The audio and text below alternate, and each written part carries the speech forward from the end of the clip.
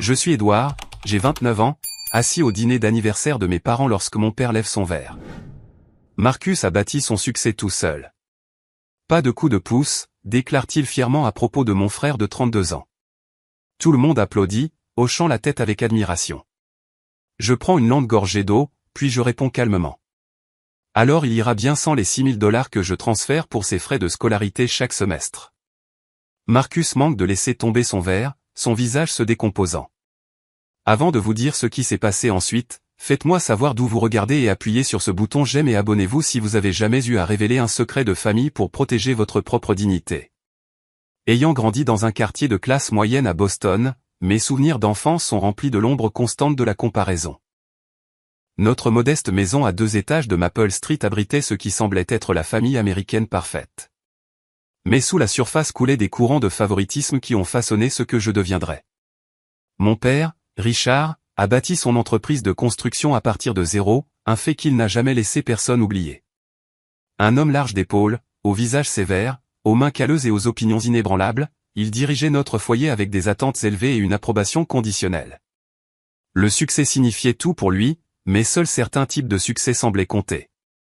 Ma mère, Diana, enseignait l'anglais au lycée local. Plus douce dans son approche, mais tout aussi complice dans la dynamique familiale, elle jouait souvent les pacificateurs tout en renforçant subtilement la hiérarchie qui plaçait mon frère sur un piédestal. Puis il y avait Marcus, mon frère aîné de 3 ans. Dès l'instant où il a pu marcher, Marcus a attiré l'attention. Athlétique, charmant et naturellement confiant. Il se déplaçait dans le monde avec une aisance que je n'ai jamais comprise. Il était l'enfant d'or, celui dont les trophées de basket-ball garnissaient la cheminée. Tandis que mes certificats académiques étaient rangés dans des tiroirs de bureau, Marcus avait ce charisme qui faisait que les gens gravitaient autour de lui, y compris nos parents. Quand il entrait dans une pièce, elle s'éclairait. Quand j'entrais, personne ne faisait attention. Ce que Marcus possédait en charme, cependant, il manquait de discipline académique. L'école a toujours été une lutte pour lui, les professeurs appelant constamment à la maison pour des devoirs incomplets et un comportement perturbateur. Pourtant, d'une manière ou d'une autre, ses lacunes académiques étaient présentées comme un génie incompris. Il n'est tout simplement pas assez stimulé, dirait papa au professeur. Il pense différemment, défendrait maman. Pendant ce temps, j'ai trouvé refuge dans les livres et l'apprentissage. Calme et observateur, j'ai excellé académiquement sans grande fanfare. Les notes parfaites n'étaient pas célébrées. Elles étaient attendues. C'est juste Édouard étant Édouard, disait-il, comme si mes réalisations étaient d'une manière ou d'une autre moins impressionnantes parce qu'elles venaient naturellement. Le soir où j'ai remporté le concours scientifique de l'État en 10e année, mes parents ont sauté la cérémonie pour le match de basket de Marcus. Son équipe a perdu et, d'une manière ou d'une autre, la soirée est devenue consacrée à le consoler plutôt qu'à reconnaître ma victoire. Le schéma était constant tout au long de notre enfance.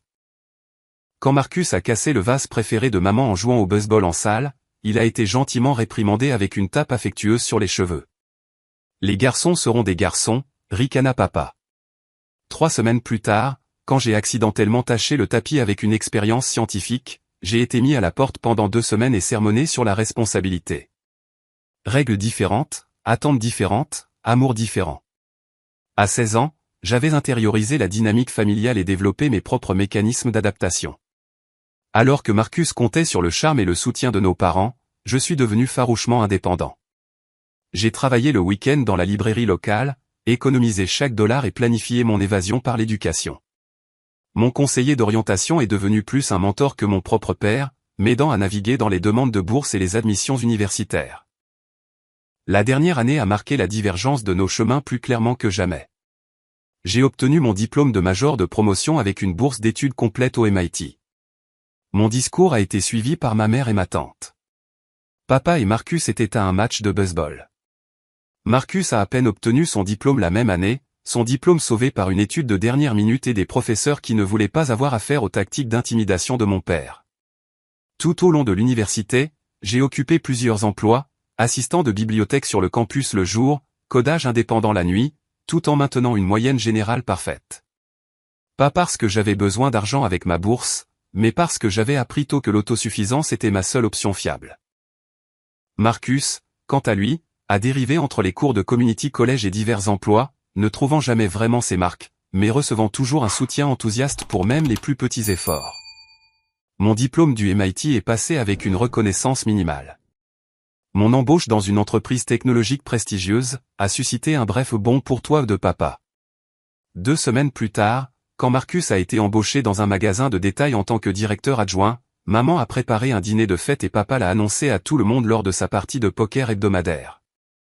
Malgré la nette disparité, je n'ai jamais complètement durci mon cœur envers ma famille.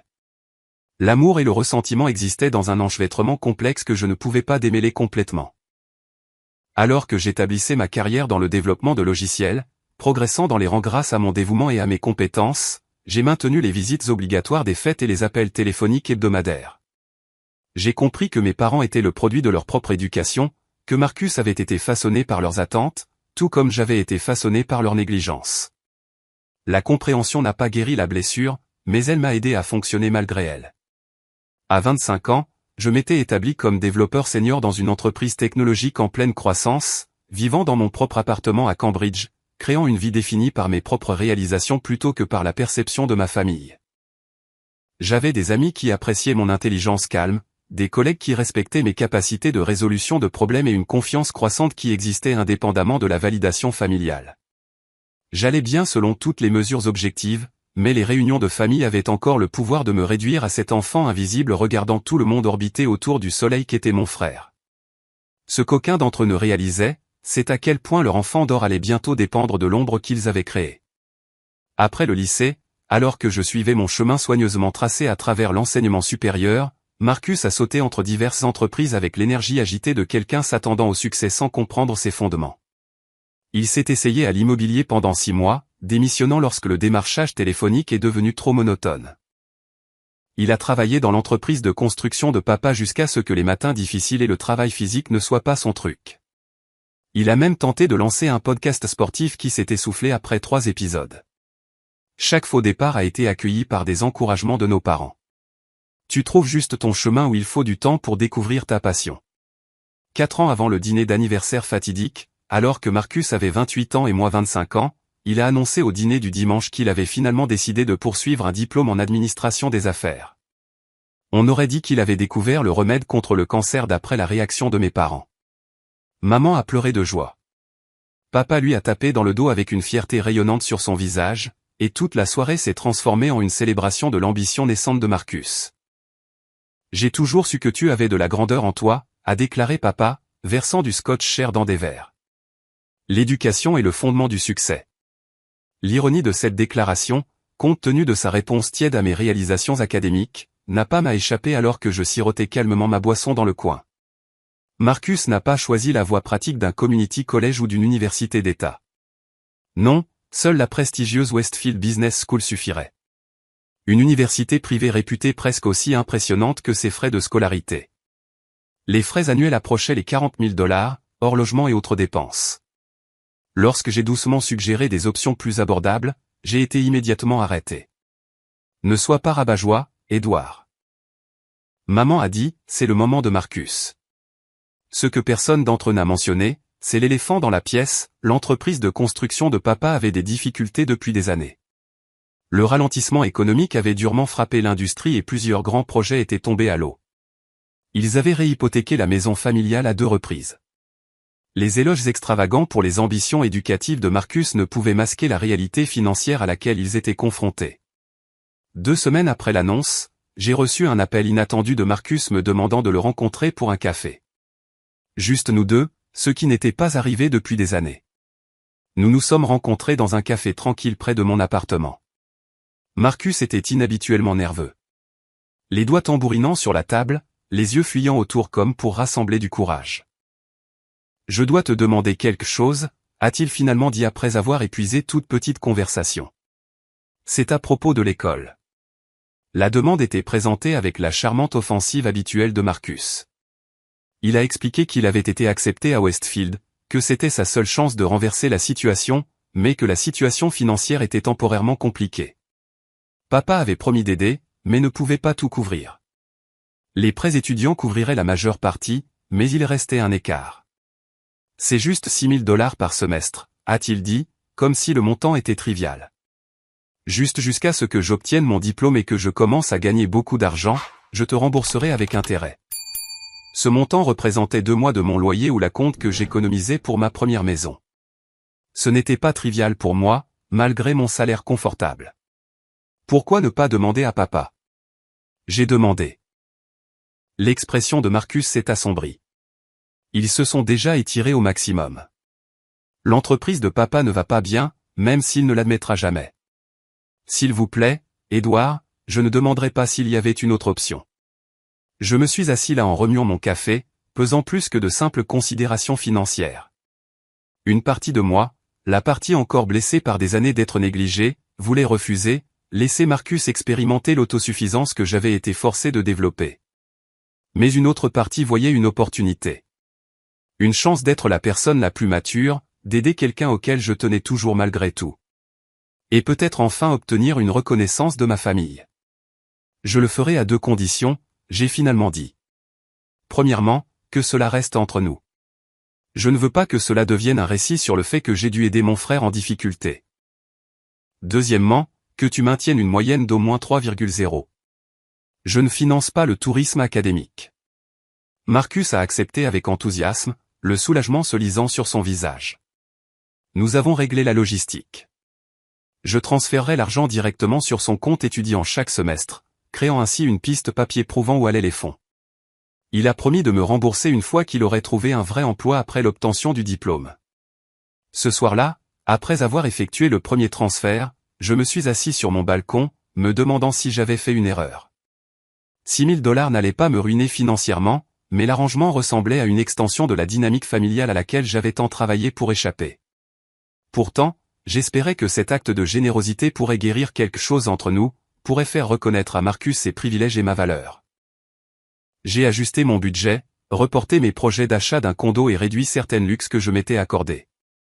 C'était un sacrifice que j'ai fait en silence, sans me plaindre, car une partie de moi cherchait encore l'approbation familiale que je n'avais jamais pleinement reçue. Les mois suivants n'ont apporté aucune grande reconnaissance de mon sacrifice. Marcus envoyait occasionnellement de brefs textos de remerciements après chaque transfert, mais notre relation est restée largement inchangée. Lors des réunions de famille, il a continué à dominer les conversations avec des histoires de ses cours et de sa vie sur le campus, sans jamais mentionner le soutien financier qui rendait tout cela possible.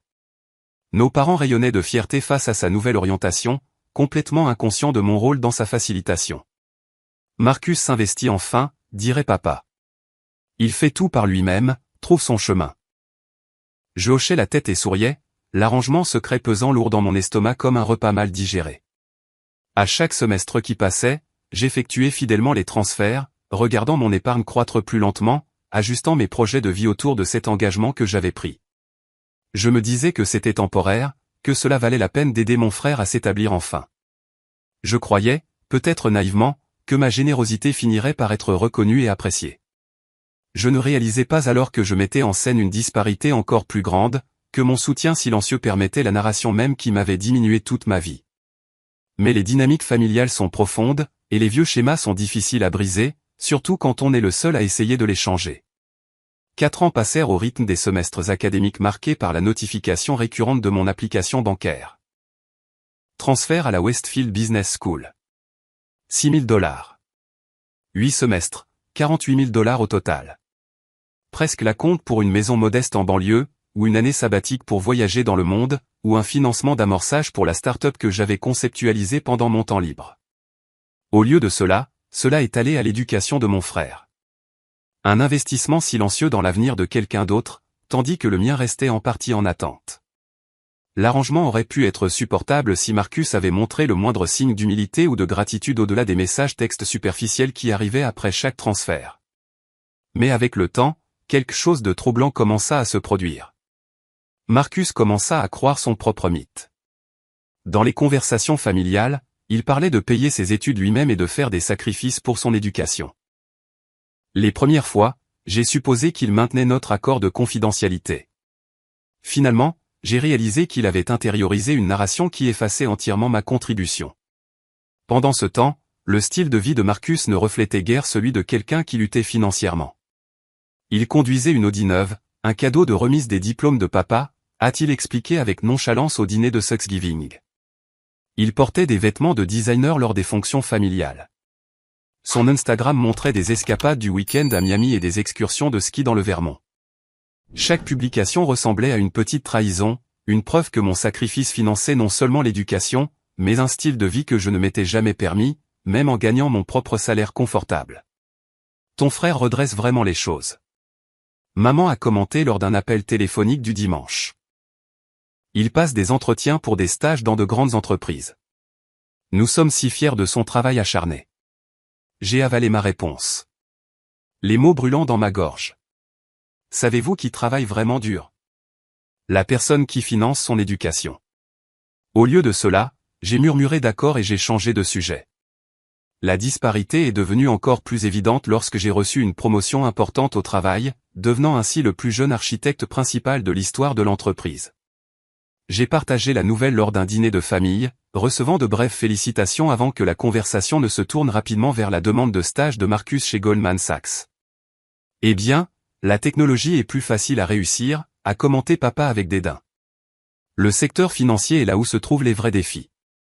Marcus vise le sommet. Ce soir-là, j'ai programmé mon premier rendez-vous avec le docteur Karen Phillips, une thérapeute spécialisée dans les dynamiques familiales.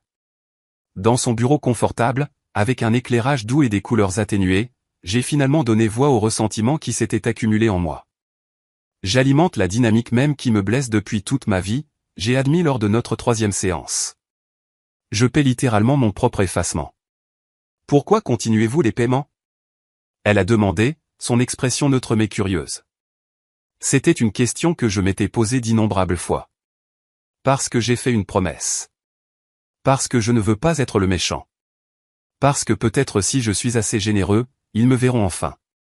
Le docteur Phillips est devenu mon confident alors que la situation devenait de plus en plus compliquée. Ma relation avec Sarah, une brillante photographe architecturale avec qui je sortais depuis près de 2 ans, a commencé à être mise à l'épreuve par le poids de mes problèmes familiaux non résolus. Sarah a remarqué à quel point je devenais distant après les réunions de famille. Comment j'évitais de parler de mon frère ou de mes parents? Tu es physiquement présent, mais émotionnellement ailleurs, a-t-elle dit. Un soir, après mon retour d'une célébration d'anniversaire particulièrement difficile pour Marcus, tu as construit ce mur autour de tout ce qui touche à ta famille et je ne sais pas comment te joindre là-bas. Elle avait raison. J'avais compartimenté ma situation familiale si efficacement que je ne pouvais pas l'intégrer au reste de mon identité. Au bureau, j'étais confiant et affirmé. Avec des amis, j'étais engagé et ouvert. Avec Sarah, j'étais affectueux et présent, sauf lorsque des affaires familiales surgissaient, moment auquel je devenais distant, presque dissociatif. Tu dois fixer des limites, a insisté Sarah après que je lui ai confié toute la situation. Cet arrangement ne te coûte pas seulement de l'argent, il te coûte la paix, il nous coûte. J'ai envisagé d'arrêter les paiements plusieurs fois. Chaque semestre, à l'approche de la date limite de paiement des frais de scolarité, j'ai contemplé la libération de simplement ne pas transférer l'argent. Mais la culpabilité a toujours vaincu la résolution. Et si Marcus ne pouvait pas terminer son diplôme? Et si mes parents, déjà financièrement tendus, s'endettaient davantage? Et si j'étais perçu comme le méchant renforçant la narration familiale selon laquelle j'étais le fils froid et insensible? Le point de rupture est survenu 6 mois avant le dîner d'anniversaire, lorsque Marcus a appelé avec une demande sans précédent. Il avait besoin de $4 000 supplémentaires pour une opportunité d'avancement professionnel, une retraite de réseautage exclusive qui garantirait un placement professionnel après l'obtention du diplôme. Ce n'est pas couvert par les frais de scolarité, a-t-il expliqué, mais tous ceux qui y assistent sont placés dans de grandes entreprises. C'est pratiquement obligatoire. Pour la première fois, j'ai hésité. Marcus, cela ne fait pas partie de notre arrangement. J'ai déjà effectué le paiement des frais de scolarité de ce semestre. Sa réponse m'a glacé. Allez, Édouard. Ce n'est pas comme si tu ne pouvais pas te le permettre. Tu as ce super boulot et pas de vraies dépenses. Qu'est-ce que tu dépenses ton argent d'autre? L'arrogance décontractée dans sa voix a cristallisé quelque chose que je ressentais depuis des mois. Mon frère ne voyait pas mes contributions comme des sacrifices. Il les voyait comme des obligations, l'ordre naturel des choses. L'enfant d'or avait droit au soutien du frère négligé. Après tout, son succès était important, célébré, valorisé par la famille d'une manière qui n'avait jamais été la mienne. J'y réfléchirai, ai-je répondu, ma voix soigneusement neutre, malgré la colère qui montait en moi. Ce soir-là, lors de ma séance hebdomadaire avec le docteur Phillips, j'ai enfin articulé ce qui se tramait depuis 4 ans. J'ai créé un monstre, ai-je dit. Je pensais aider mon frère à grandir, mais je n'ai fait qu'alimenter le même système dysfonctionnel qui m'a diminué toute ma vie. Et maintenant, je ne sais pas comment m'arrêter sans faire exploser toute ma famille. Peut-être que le docteur Phillips a suggéré doucement. C'est exactement ce qui doit arriver. Je ne savais pas alors à quel point ces mots seraient prophétiques, ni que l'opportunité de les tester arriverait plus tôt que prévu, lors d'une célébration censée honorer l'amour et l'engagement, mais qui allait plutôt exposer des décennies de vérité douloureuse. La Hame argente, avec ses lustres en cristal et ses nappes blanches, semblait être un cadre approprié pour la célébration du 35e anniversaire de mes parents. Papa avait réservé la salle à manger privée, sans lésiner sur les dépenses, malgré les préoccupations financières que je savais être latentes sous la surface. La famille des deux côtés était présente. La sœur de ma mère, tante Patricia, et son mari, le frère cadet de papa, oncle James, et sa femme, plusieurs cousins, et bien sûr, Marcus et moi. Je suis arrivé seul. Sarah avait un reportage photo qu'elle ne pouvait pas reporter, bien qu'une partie de moi soupçonnait qu'elle me donnait également de l'espace pour naviguer dans les dynamiques familiales sans avoir à s'inquiéter qu'elle en soit témoin. J'ai porté mon meilleur costume, j'ai apporté une bouteille de champagne coûteuse en cadeau, et je me suis mentalement préparé à une soirée de théâtre familial habituelle. Marcus est arrivé en retard, naturellement, faisant une entrée dans un costume bleu marine sur mesure qui coûtait probablement plus cher que le loyer mensuel de la plupart des gens. Il a embrassé maman avec dramaturgie sur les 2 joues, a tapé papa sur l'épaule et a immédiatement lancé une histoire sur son professeur impressionné par sa dernière proposition commerciale. Le cercle familial s'est formé autour de lui comme des limailles de fer attirées par un aimant, leur attention absolue et admirative. J'ai siroté mon eau et observé, comme je l'avais fait pendant 29 ans, la performance bien répétée de la dynamique familiale des Harrison. Tante Patricia a finalement fait son chemin vers moi, me serrant affectueusement le bras. « Comment vas-tu, Édouard ?» Toujours en train de sauver le monde numérique, un code à la fois, a-t-elle demandé, son intérêt sincère, une petite bombe à mon esprit. Avant que je puisse répondre, le rire de Marcus a traversé la pièce. « Papa, tu aurais dû voir leur visage quand j'ai présenté ma stratégie. » Le professeur a dit que c'était du travail de niveau post-universitaire. Le dîner s'est déroulé avec le rythme prévisible de nos réunions de famille. Les conversations ont tourné autour des réalisations de Marcus, des anecdotes d'affaires de papa et des enquêtes polies sur les parents absents. Je parlais quand on me parlait, offrais des commentaires appropriés quand c'était nécessaire, et ressentais la sensation familière de disparaître en arrière-plan malgré mon assise en pleine vue. Les serveurs venaient de débarrasser le plat principal lorsque Marcus a tapé sur son verre, se tenant debout avec la posture confiante de quelqu'un qui n'a jamais douté de son droit d'être entendu. « J'ai une annonce », a-t-il déclaré, souriant largement. « Je viens d'apprendre hier que j'ai été admis sur la liste d'honneur ce semestre. 3,8 de moyenne. » La table a éclaté en applaudissements et en félicitations. Maman s'est essuyé les yeux avec sa serviette. Papa rayonnait de fierté qui n'avait jamais été dirigé vers mon 4,0 parfait tout au long de l'université. « C'est merveilleux, fils. » Papa a dit, levant son verre. « J'ai toujours su que tu avais ça en toi. Il suffisait de trouver ta passion. » Les éloges ont continué pendant plusieurs minutes, divers parents offrant leurs félicitations. Oncle James a suggéré que l'exploit méritait une autre bouteille de champagne. Le cousin William s'est renseigné sur les perspectives d'emploi. L'adoration collective était palpable et douloureusement familière. Puis papa s'est levé, l'expression solennelle de fierté, le verre de champagne levé haut. « Je veux porter un toast à mon fils Marcus », a-t-il commencé, sa voix portant le poids de l'approbation paternelle que j'avais cherché toute ma vie. Quand il a décidé de retourner à l'école, j'ai su qu'il excellerait. Et il l'a fait entièrement par ses propres mérites, grâce à son travail acharné et à sa détermination. Il a marqué une pause, regardant directement Marcus avec une admiration non dissimulée. « Ton frère a bâti son succès tout seul. Pas de coup de pouce, pas de raccourci, juste du cran et de l'intelligence pure. » C'est la voix des Harrison. « À votre santé », a crié oncle James, tout le monde levant son verre en signe d'approbation. Les applaudissements qui ont suivi ont semblé s'étirer à l'infini, chaque tape une autre petite blessure à mon sentiment déjà cicatrisé d'appartenance familiale. J'ai regardé Marcus se prélasser dans les éloges, son expression, un mélange de fausse humilité et de plaisir sincère. J'ai vu les larmes de fierté de ma mère, le sourire satisfait de mon père, les regards admiratifs de mes proches, tous dirigés vers le mythe soigneusement construit de Marcus, l'homme fait par lui-même. Quelque chose a changé en moi à ce moment-là. Pas de la colère exactement, mais une certitude calme et claire que je ne pouvais plus participer à cette fiction. 4 ans de transfert, 48 000 $ de mon propre argent durement gagné, d'innombrables ajustements à mes propres objectifs de vie, tout cela pour soutenir la narration même qui m'avait encore une fois diminué. Les applaudissements se sont estompés. Les conversations ont repris. J'ai pris une lente et délibérée gorgée d'eau, j'ai posé mon verre soigneusement sur la table, et j'ai parlé d'une voix calme mais assez claire pour porter. Alors il ira bien sans les 6 000 $ que je transfère pour ces frais de scolarité chaque semestre. Le silence qui a suivi a été absolu. 8 paires d'yeux se sont tournés vers moi dans différents états de confusion et de choc. Le visage de Marcus s'est décomposé si rapidement, j'ai momentanément craint qu'il ne s'évanouisse. Le verre de vin dans sa main s'est penché dangereusement, le liquide rouge faillit se renverser sur la nappe blanche avant qu'il ne se rattrape. « Que as-tu dit, papa » a demandé, sa voix un mélange dangereux de confusion et de colère émergente. J'ai répété calmement, rencontrant son regard directement. Que si Marcus a bâti son succès tout seul, sans coup de pouce, alors il devrait aller bien sans les 6 000 $ que j'ai transférés sur son compte de frais de scolarité chaque semestre depuis 4 ans. Cela fait 48 000 $ au total, au cas où quelqu'un se demanderait. La main de maman s'est portée à sa bouche. « Édouard, de quoi parles-tu » Marcus a tenté de récupérer, forçant un rire qui sonnait creux même aux oreilles des plus obtus.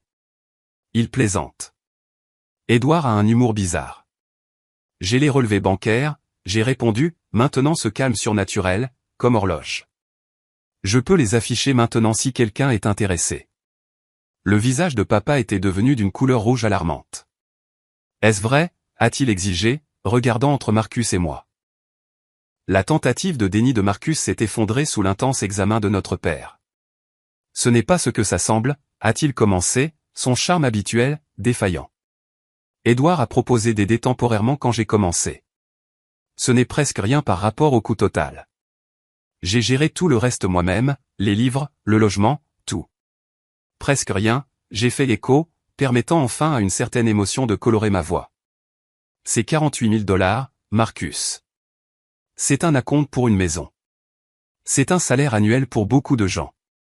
Le restaurant était devenu inconfortablement silencieux au-delà de notre table. D'autres clients faisaient semblant de ne pas remarquer le drame familial qui se déroulait sous leurs yeux. Un serveur s'est approché, puis s'est ravisé, se retirant à une distance de sécurité. « Pourquoi ne m'a-t-on pas dit cela ?» papa a exigé, sa colère maintenant pleinement formée. Parce que Marcus m'a demandé de garder cela entre nous, j'ai expliqué. Il ne voulait que personne sache qu'il avait besoin d'aide, et j'ai accepté parce que je voulais le soutenir. J'étais fier qu'il poursuive enfin sérieusement ses études. Tante Patricia a rompu le silence gênant qui a suivi. « Édouard, c'était incroyablement généreux de ta part. » C'était ce qu'oncle James a convenu, regardant Marcus avec de nouveaux yeux, et quelque chose à ne pas cacher. Le visage de Marcus était passé de la stupeur à une colère défensive. « Tu fais ça juste pour m'embarrasser » a-t-il accusé.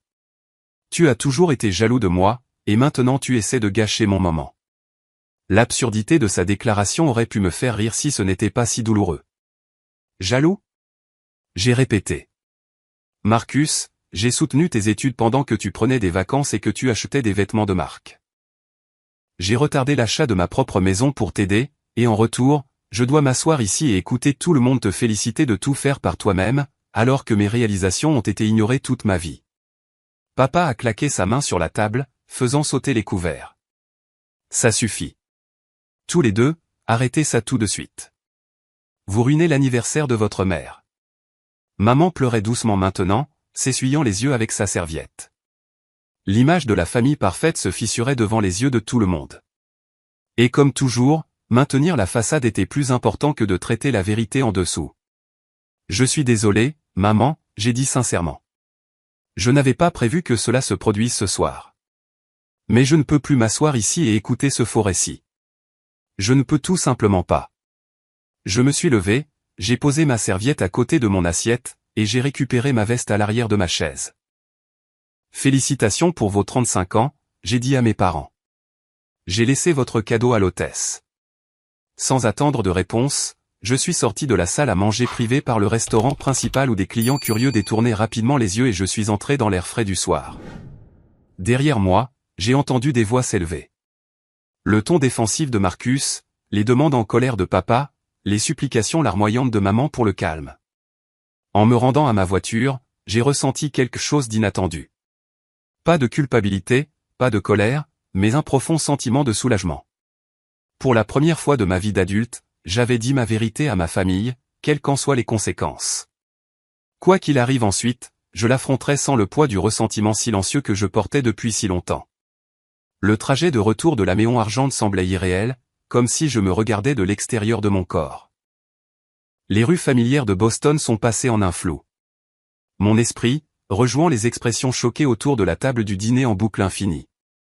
Mon téléphone a vibré à plusieurs reprises dans ma poche. 14 appels manqués et 23 messages textes au moment où je me suis garé devant mon immeuble d'appartement. 3 de maman me suppliant de la rappeler. 5 de papa, les messages devenant de plus en plus exigeants. 6 de divers parents, allant de préoccupés à critiques. Aucun de Marcus. J'ai fait taire le téléphone et je suis resté dans ma voiture pendant plusieurs minutes, les mains toujours agrippées au volant, respirant profondément pour me recentrer. Les retombées émotionnelles de ma révélation m'ont submergé par vagues. Soulagement suivi de doute. Vindication suivie de culpabilité. Détermination suivie d'incertitude. Avais-je fait la bonne chose? Avais-je choisi le pire moment possible? Cela endommagerait-il de manière irréparable mes relations familiales déjà fragiles? Sarah m'attendait dans mon appartement, recroquevillée sur le canapé avec un livre et un verre de vin. Un coup d'œil à mon visage lui a tout dit. C'est arrivé, a-t-elle dit. Pas une question, mais une reconnaissance. J'ai hoché la tête, effondré à ses côtés. Pas une question, mais une reconnaissance. J'ai hoché la tête, effondré à ses côtés, soudainement épuisé.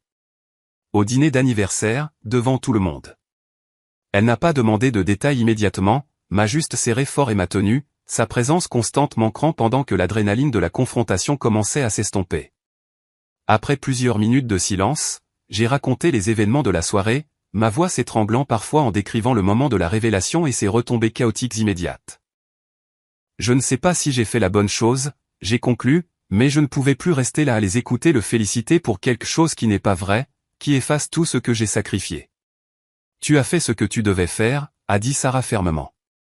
Il ne s'agissait pas du bon moment. Il n'y a pas de bon moment pour une vérité que les gens ne veulent pas entendre. Il s'agissait de ta dignité. Mon téléphone a continué sa vibration silencieuse dans ma poche. Je l'ai finalement sorti pour scanner les messages.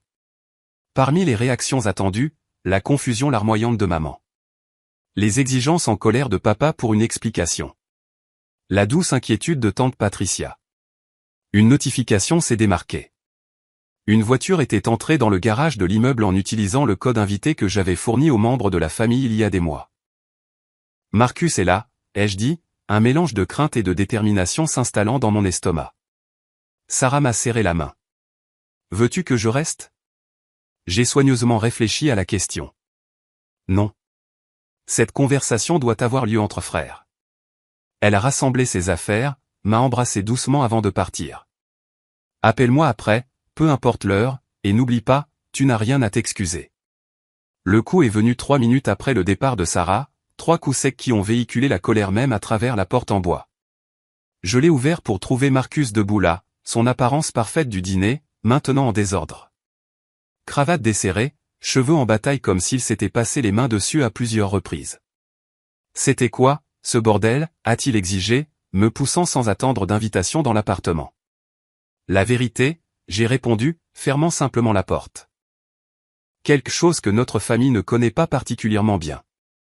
Marcus faisait les 100 pas dans mon salon comme un animal en cage, l'agitation évidente dans chaque mouvement. Tu m'as humilié devant tout le monde. As-tu la moindre idée de ce que tu as fait? J'ai exposé un mensonge, j'ai dit, maintenant un calme que je ne ressentais pas entièrement. Un mensonge avec lequel tu es à l'aise depuis 4 ans. Il s'est retourné pour me faire face, le doigt accusateur. Nous avions un accord. Tu as promis de garder l'arrangement entre nous. Un accord que tu as violé au moment où tu as commencé à te créditer de tout faire par toi-même. J'ai rétorqué.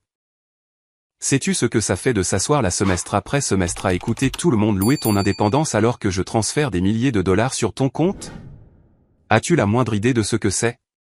Quelque chose dans ma voix, peut-être la franchise brute de la question, a semblé pénétrer la colère défensive de Marcus.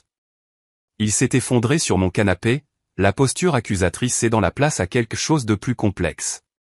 Tu aurais pu m'en parler en privé, a-t-il dit, bien que le feu ait diminué dans son ton. Cela aurait-il changé quelque chose? Aurais-tu corrigé le toast de papa, dit à tout le monde la vérité sur ton succès autoproclamé? Le silence qui a suivi était une réponse suffisante. Nous nous sommes assis là, deux frères qui s'étaient orbités pendant des décennies sans jamais se voir vraiment. Le poids des vérités non dites enfin entre nous. Pourquoi l'as-tu fait? A demandé Marcus. Finalement, sa voix plus petite que je ne l'avais jamais entendue. Pourquoi as-tu accepté de m'aider en premier lieu si cela te rendait si rancunier? La question m'a pris au dépourvu. Dans toutes mes séances de thérapie, toutes mes conversations avec Sarah, tous mes débats internes, je n'avais jamais pleinement articulé les motivations complexes derrière ma décision. Parce que tu es mon frère, j'ai dit finalement. Parce que malgré tout, je voulais que tu réussisses. Parce que je pensais que peut-être si je t'aidais, les choses entre nous changeraient.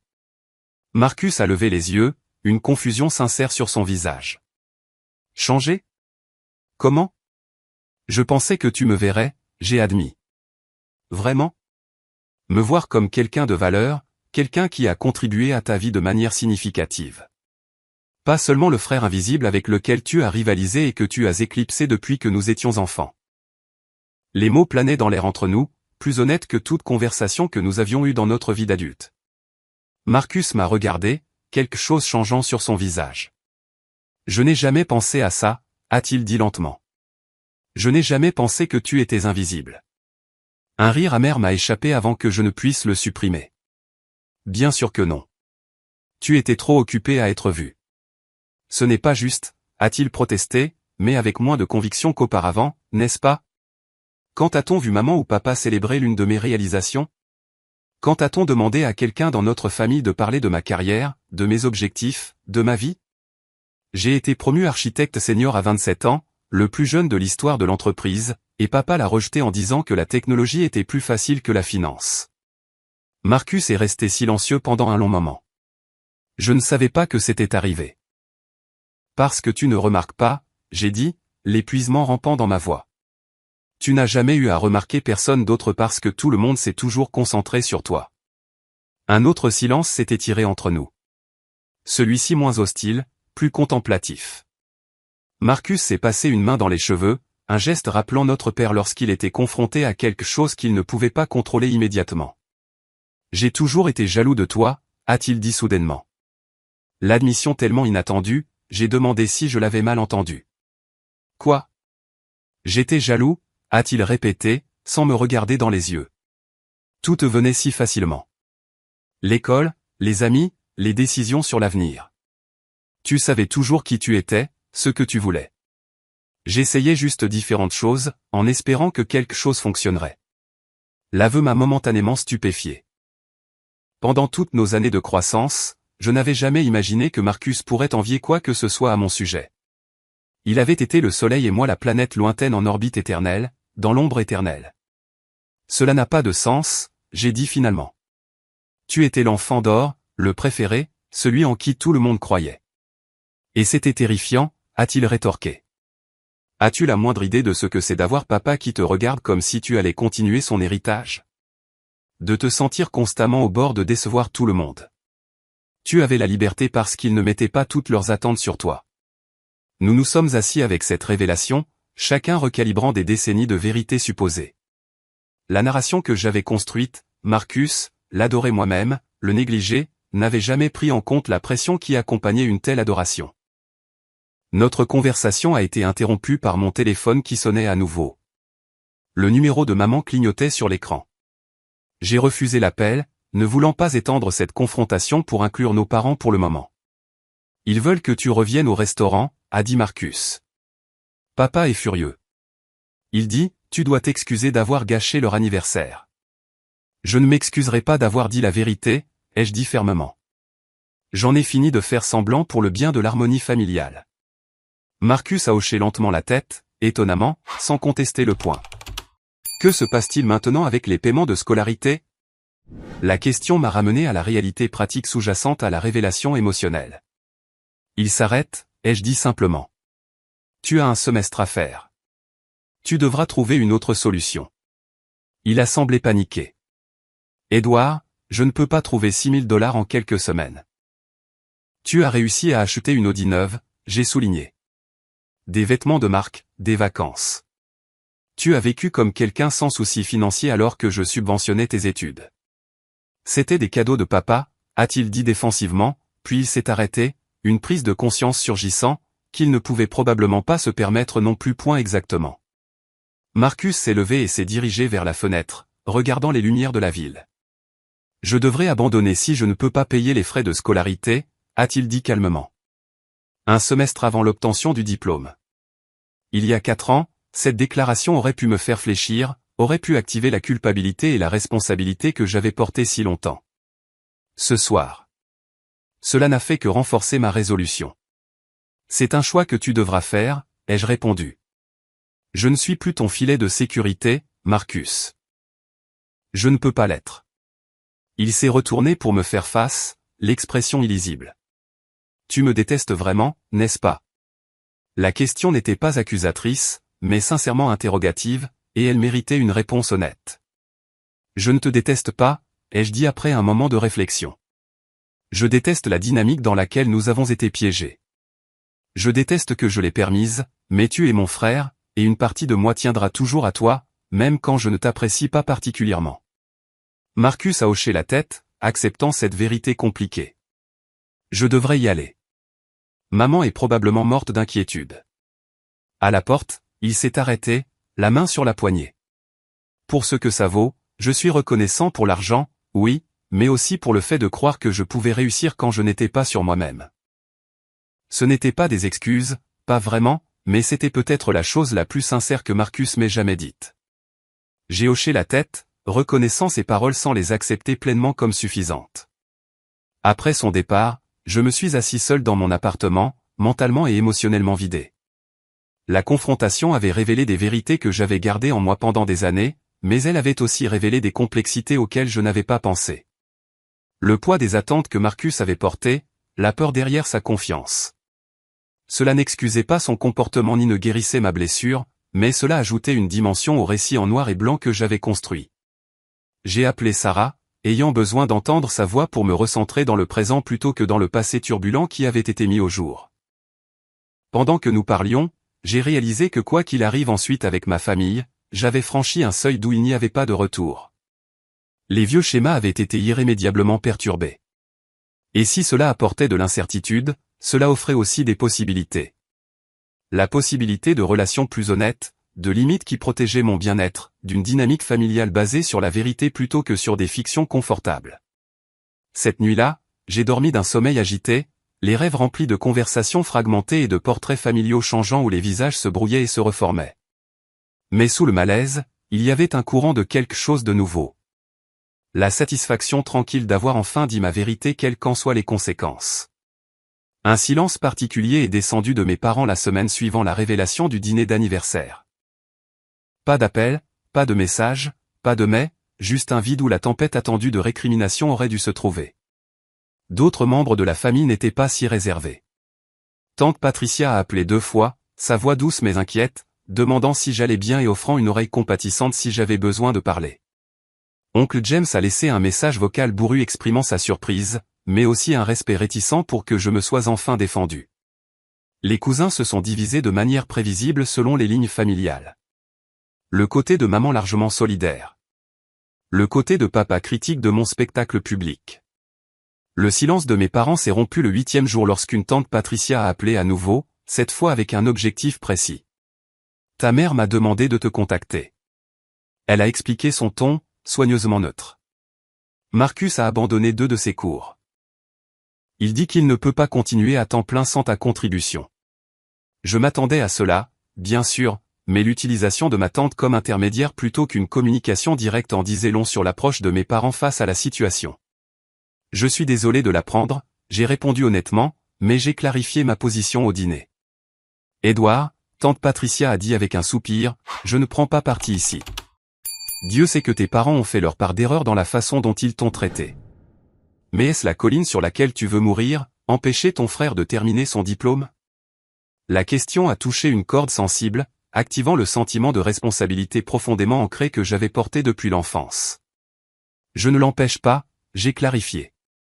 Je ne continue tout simplement pas à financer quelque chose qui n'a jamais été reconnu ni apprécié. Marcus a des options. Des prêts étudiants, du travail à temps partiel, demandez directement à maman et papa. Elle est restée silencieuse un moment. Ils se débattent pour trouver une solution. L'entreprise de ton père n'est pas en bon état, même s'il ne l'admettra jamais publiquement. Ta mère a envisagé de retirer de son compte de retraite.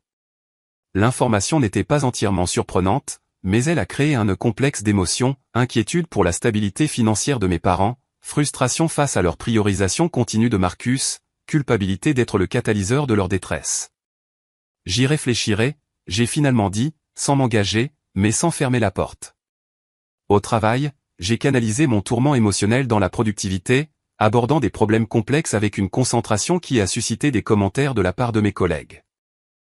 Quoi que ce soit qui te motive, continue comme ça, a dit mon directeur après que j'ai résolu un problème d'intégration particulièrement épineux qui avait bloqué un projet majeur. C'est un travail impressionnant. Sarah est restée mon soutien indéfectible, ne me faisant jamais pression pour me réconcilier avec ma famille, mais me donnant l'espace pour traiter mes sentiments conflictuels. Ils essaient de t'attendre, a-t-elle observé un soir alors que nous préparions le dîner ensemble. Ils pensent que si les choses deviennent assez désespérées avec la situation de Marcus, tu céderas et recommenceras à payer. Elle n'avait pas tort. Le schéma était familier. Crise impliquant Marcus, attente familiale que je mette de côté mes besoins pour aider, compréhension implicite que mon sacrifice serait ignoré. La différence maintenant était ma conscience de la dynamique et ma détermination à la briser. 3 semaines après le dîner, ma mère a finalement appelé directement. Sa voix était tendue, manquant de sa chaleur habituelle. Nous devons avoir une réunion de famille, a-t-elle dit sans préambule. Cette situation ne peut pas continuer. Quelle situation exactement? J'ai demandé, la faisant délibérément articuler le problème. Elle a soupiré. Édouard, s'il te plaît, ne sois pas difficile. Tu sais exactement de quoi je parle. Marcus pourrait devoir quitter l'école. Ton père et moi essayons de trouver une solution, mais nous devons en discuter en famille. J'ai accepté de nous rencontrer ce dimanche chez eux, en fixant des limites claires sur le but et la durée de la réunion. Je ne serai pas pris au piège ni manipulé. Ce serait une conversation structurée, toutes cartes sur table. La maison familiale de Maple Street ressemblait exactement à ce qu'elle avait toujours été. Extérieur bien entretenu, jardin soigneusement entretenu, façade parfaite, masquant les tensions internes. Je suis arrivé exactement à l'heure convenue, ni trop tôt comme offre de paix, ni trop tard comme démonstration de pouvoir. Sarah avait proposé de m'accompagner, mais c'était une conversation que je devais avoir sans intermédiaire. Ils attendaient dans le salon. Maman perchait nerveusement sur le bord du canapé. Papa dans son fauteuil habituel, Marcus affalé dans le coin, sa posture, une étude de ressentiment défensif. L'atmosphère était chargée de reproches tacites. Merci d'être venu. Maman a commencé, essayant d'établir un ton conciliateur. Papa avait moins de patience pour les mondanités. Cette situation est inacceptable, a-t-il déclaré sèchement. Tu as mis ton frère dans une position impossible, et maintenant nous en subissons toutes les conséquences. Le vieux schéma s'est immédiatement imposé. Mes actions comme le problème, Marcus, comme la victime, la déception parentale, dirigées sans équivoque vers moi. Dans le passé, j'aurais absorbé ce cadre, accepté le rôle attribué de fauteur de troubles, et travaillé à regagner l'approbation. Aujourd'hui, j'étais préparé. Avant d'aller plus loin, j'ai dit calmement, en sortant un dossier de mon sac messager, je voudrais établir quelques faits. J'ai présenté les relevés bancaires méthodiquement. 8 semestres de transfert à la Westfield Business School, chacun pour $6 000, avec les dates et les numéros de confirmation clairement visibles. À côté de ceci, j'ai placé une feuille de calcul détaillant mes propres sacrifices. L'achat de maisons retardé, les contributions réduites à la retraite, le coût d'opportunité calculé de l'investissement de cet argent à la place. C'est ce que j'ai contribué à l'éducation de Marcus, j'ai expliqué. 48 000 $ au total, ce qui représentait des sacrifices importants de ma part. La preuve concrète de mon soutien financier semblait changer quelque chose dans la pièce. Maman a étudié les déclarations avec une consternation croissante. L'expression de papa passant de la colère à une reconnaissance inconfortable. Marcus fixant le sol. « Pourquoi ne nous l'avez-vous pas dit ?» demanda maman doucement. Parce que Marcus m'a demandé de ne pas le faire, j'ai répondu simplement. Et j'ai respecté sa demande, même en écoutant tout le monde le féliciter de tout faire par lui-même. Papa s'éclaircit la gorge, son malaise évident dans sa posture. Nous n'avions aucune idée. C'est ça le problème. J'ai dit. Vous n'aviez aucune idée parce que vous n'avez jamais demandé. Vous ne vous êtes jamais demandé comment Marcus finançait une université privée coûteuse tout en occupant des emplois à temps partiel dans le commerce de détail. Vous ne vous êtes jamais demandé pourquoi je retardais l'achat d'une maison malgré mon salaire. Vous avez supposé une narration qui correspondait à ce que vous vouliez croire. Le silence qui a suivi semblait différent des tensions familiales précédentes. Moins hostile, plus contemplatif. Maman s'est essuyé les yeux avec un mouchoir. Papa a regardé les preuves financières avec un œil de contracteur pour le détail, et Marcus a continué son étude des motifs de tapis. « Qu'est-ce que tu veux de nous maintenant ?» Papa a finalement demandé, son ton moins confrontant qu'auparavant. C'était une question que j'avais anticipée, mais que je trouvais toujours difficile à répondre. Qu'est-ce que je voulais? Des excuses, une reconnaissance. Un changement fondamental dans les dynamiques familiales établies depuis des décennies. Je veux de la reconnaissance, j'ai dit après une considération attentive de mes contributions, oui, mais plus important encore, du schéma qui existe dans cette famille depuis que Marcus et moi étions enfants. Je veux que nous soyons honnêtes sur le favoritisme, les doubles standards, les façons dont mes réalisations ont été minimisées tandis que celles de Marcus ont été célébrées. Maman a commencé à protester contre le déni réflexe des vérités inconfortables, mais papa m'a surpris en levant la main pour l'arrêter. « Laisse-le finir » a-t-il dit calmement. « Je ne veux pas détruire cette famille », j'ai continué. Mais je ne peux plus participer à la fiction. Je ne serai plus le système de soutien invisible qui permet à tous les autres de maintenir des illusions confortables. La conversation qui a suivi était différente de tout ce que nous avions jamais eu en famille. Des vérités douloureuses ont émergé. L'admission de maman qu'elle s'était toujours plus inquiétée pour Marcus parce qu'il semblait plus vulnérable. La reconnaissance de papa qu'il avait projeté ses propres ambitions sur son premier-né. La confession de Marcus qu'il s'était appuyé sur le rôle d'enfant d'or parce qu'il estimait que c'était attendu de lui. Rien de tout cela n'a effacé les années passées, mais l'honnêteté a créé une base pour quelque chose de nouveau. À la fin de cet après-midi difficile, plusieurs changements concrets avaient été établis. Premièrement, je ne reprendrai pas les paiements de scolarité. C'était non négociable, une limite que je devais maintenir pour mon propre respect de soi. Deuxièmement, Marcus prendrait un emploi à temps partiel pour contribuer aux frais de son dernier semestre, nos parents couvrant le reste par une combinaison d'épargne et d'un prêt modeste. Troisièmement, nous nous engagerions à des conversations familiales régulières où les griefs pourraient être exprimés ouvertement plutôt que de s'envenimer sous la surface.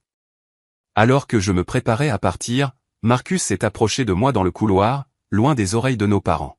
« Je commence à Barnes & Noble la semaine prochaine », a-t-il dit, une humilité inconnue dans son ton. 20 heures par semaine en terminant les cours. « C'est bien », j'ai répondu, sans offrir de vains encouragements, mais en reconnaissant le pas vers la responsabilité. « Je ne m'attends pas à ce que tu me crois pour l'instant », a-t-il continué. « Mais je vais te rembourser tout ça. » J'ai étudié le visage de mon frère, cherchant le charme manipulateur dont je me méfiais au fil des ans. Au lieu de cela, j'ai trouvé quelque chose de nouveau. Un inconfort sincère, la détermination maladroite de quelqu'un qui fait face aux conséquences, peut-être pour la première fois. Ce n'est pas pour l'argent, Marcus, j'ai dit finalement. Ce n'est jamais été pour ça.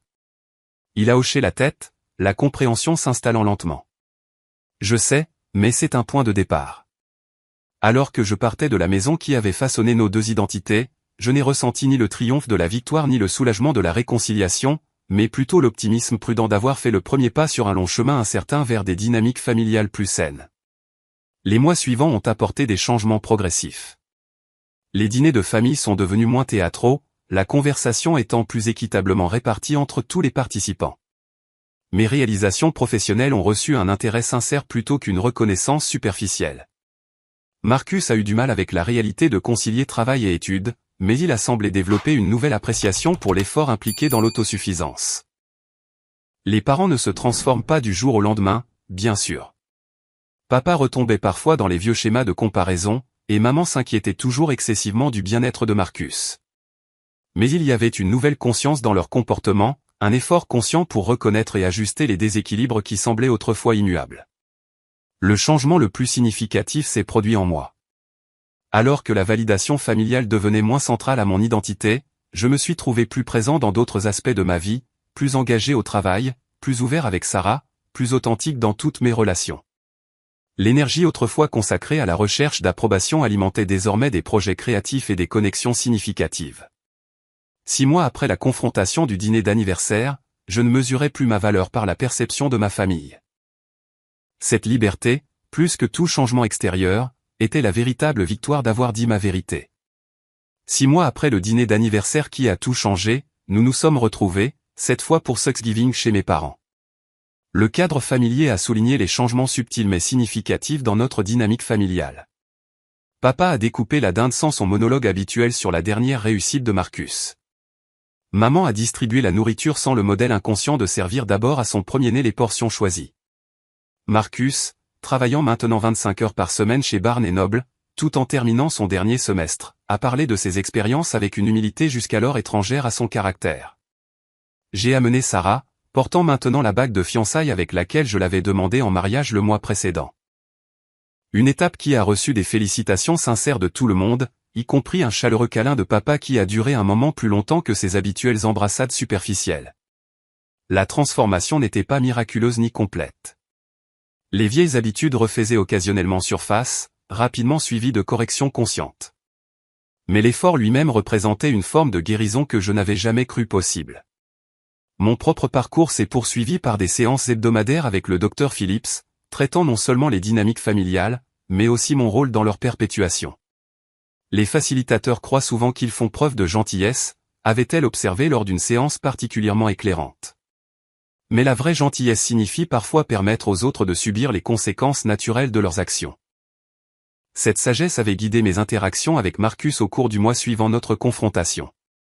Je ne fournissais plus de soutien financier, mais j'offrais quelque chose peut-être de plus précieux. Des commentaires honnêtes, des contacts professionnels, des introductions et des conseils occasionnels sur la façon de naviguer dans les dynamiques professionnelles alors qu'il se préparait à entrer dans le monde des affaires. Notre relation avait évolué vers quelque chose de plus proche d'une véritable fraternité que de la dynamique interprète-spectateur qui nous avait définie auparavant. Lors d'un rare déjeuner en tête-à-tête en octobre, Marcus avait admis quelque chose qui aurait été impensable un an plus tôt. « Je ne pense pas t'avoir jamais vraiment connu », a-t-il dit, picorant son sandwich. J'étais tellement absorbé par le fait d'être Marcus l'incroyable que je n'ai jamais pris la peine de voir qui tu étais réellement. L'aveu n'a pas été offert comme des excuses dramatiques, mais comme une simple reconnaissance de la vérité, ce qui le rendait d'une manière ou d'une autre plus significatif. Sarah était devenue ma partenaire indéfectible dans l'évolution continue de mes relations familiales. Son œil de photographe pour le détail m'a aidé à remarquer de petites améliorations qui auraient pu autrement m'échapper. Maman demandant des nouvelles de mes projets avec un intérêt sincère. Papa écoutant réellement mes conseils professionnels sur les systèmes obsolètes de l'entreprise de son pro. Notre relation avait accéléré ma guérison de manière inattendue. Planifier un avenir avec quelqu'un qui me voyait et m'appréciait vraiment, a renforcé mon indépendance croissante vis-à-vis de la validation familiale. Le week-end que nous avons passé à chercher notre première maison ensemble, une maison de ville modeste mais charmante à mi-chemin entre nos lieux de travail, a semblé être une déclaration que ma vie avançait selon mes propres termes. Marcus a obtenu son diplôme en décembre. Son réussite académique plus significative pour avoir été vraiment méritée. La cérémonie a été suivie par toute notre famille, et pour une fois, la fierté de mes parents semblait proportionnée, festive mais pas excessive. Lorsque Marcus a reconnu mon soutien et mes conseils dans ses brèves remarques à la famille par la suite, la vague intentionnalité de la déclaration contenait une compréhension entre nous. L'aspect financier est resté privé, mais la reconnaissance était publique. Les changements les plus profonds ne se sont pas produits lors de confrontations dramatiques, mais dans des moments calmes qui ont révélé des perspectives changeantes. Papa appelant pour me demander conseil sur la planification de la retraite plutôt que de simplement se vanter de son dernier projet. Maman envoyant un article sur une innovation technologique avec une note disant « Cela m'a fait penser à ton travail. J'essaie de mieux le comprendre. » Marcus envoyant des messages pour partager à la fois les succès et les échecs plutôt que de créer un diaporama de réalisation. Mon propre paysage intérieur s'était le plus transformé. L'hypervigilance qui avait autrefois caractérisé mes interactions familiales, la conscience constante des offenses, des comparaisons et des contributions ignorées, avait progressivement cédé la place à une présence plus paisible. Je pouvais assister à des réunions de famille sans l'armure d'une indifférence pratiquée ou la blessure d'une douleur non reconnue. Je pouvais simplement être Édouard, imparfait, accompli, digne de respect, non pas pour ce que je fournissais, mais pour qui j'étais. Ce Thanksgiving, alors que nous terminions le dessert et nous dirigions vers le salon pour le café, papa s'éclaircit la gorge d'une manière qui aurait autrefois déclenché mes réflexes défensifs. J'ai beaucoup réfléchi à l'héritage récemment. Il a commencé, regardant entre Marcus et moi avec une réflexion peu familière, à propos de ce que nous laissons derrière nous, non seulement matériellement, mais dans la façon dont nous façonnons les gens que nous aimons. Il a marqué une pause visible, se rassemblant pour des mots qui ne venaient pas facilement à un homme de sa génération. Je n'ai pas toujours été le père que vous méritiez tous les deux, a-t-il continué. J'avais des idées fixes sur le succès que j'ai essayé de vous imposer. Je vois maintenant comment cela vous a blessé tous les deux de différentes manières. Maman a tendu la main pour la sienne, offrant un soutien silencieux à cette vulnérabilité sans précédent. Marcus, je t'ai poussé dans un rôle qui n'était pas nécessairement le tien. Édouard, je n'ai pas réussi à voir ta valeur parce qu'elle ne correspondait pas à ma définition étroite de réussite. J'essaie de faire mieux maintenant. La pièce est tombée dans un silence, l'aveu planant dans l'air entre nous. Il y a des années, j'aurais rejeté de tels mots comme trop peu, trop tard. Aujourd'hui, je les ai reconnus comme le début d'une guérison qui pourrait se poursuivre dans la prochaine génération. Merci d'avoir dit cela, papa, j'ai dit simplement. Plus tard dans la soirée, alors que Sarah et moi nous préparions à partir, Marcus m'a attiré à part sur le porche, loin des oreilles de nos parents. J'ai quelque chose pour toi, a-t-il dit, me tendant une enveloppe. À l'intérieur, il y avait un chèque de $2000. Bien loin du total que j'ai contribué à son éducation, mais significatif compte tenu de son salaire d'entrée de gamme dans la société de marketing qu'il avait rejointe après l'obtention de son diplôme. C'est le premier versement, a-t-il expliqué. J'ai établi un plan de paiement. Cela prendra du temps, mais je rembourserai tout. J'ai étudié le chèque, comprenant que sa valeur ne résidait pas dans le montant, mais dans ce qu'il représentait, la responsabilité, le respect, la reconnaissance de mon sacrifice. Je suis fier de toi. J'ai dit des mots que je n'aurais jamais pensé adresser à mon frère. Pas pour l'argent, mais pour ce que tu deviens. Son sourire, sincère plutôt que le charme pratiqué des années passées, suggérait qu'il comprenait la distinction. Le voyage de la rancœur à la réconciliation n'avait pas été linéaire ni complet. Il y avait encore des moments de rechute, les vieux schémas se réaffirmant dans les moments de stress ou d'inattention. Mais la fondation avait changé du déni à la reconnaissance, de la performance à l'authenticité. Alors que Sarah et moi rentrions chez nous cette nuit-là, elle m'a demandé ce que je pensais, remarquant mon silence inhabituel. Je pense à la valeur, j'ai répondu après un moment de réflexion. Comment j'ai passé tant d'années à essayer de prouver la mienne à des gens qui n'étaient pas équipés pour la reconnaître. Comment la liberté est venue non pas de la conquête de leur validation, mais de la réalisation que je n'en avais jamais eu besoin en premier lieu. La leçon la plus précieuse de ce douloureux voyage ne concernait pas les dynamiques familiales ni même le fait de dire la vérité au pouvoir. Il s'agissait de la libération qui découle du fait de placer sa propre valeur au-delà de la capacité des autres à l'affirmer. Il s'agissait de construire une vie si épanouissante que la validation externe devient inutile plutôt que inatteignable. Parfois, la chose la plus gentille que nous puissions faire pour nous-mêmes et pour ceux que nous aimons est d'arrêter de soutenir les illusions qui maintiennent tout le monde à l'aise mais stagnant. La véritable croissance nécessite souvent l'inconfort de la réalité, les conséquences naturelles de nos choix, le bilan honnête de qui nous sommes plutôt que de qui nous prétendons être. Ma famille était loin d'être parfaite, naviguant encore dans le nouveau terrain de relations plus authentiques. Mais nous avancions avec un engagement partagé envers la vérité plutôt que le confort, une connexion authentique plutôt qu'une harmonie jouée.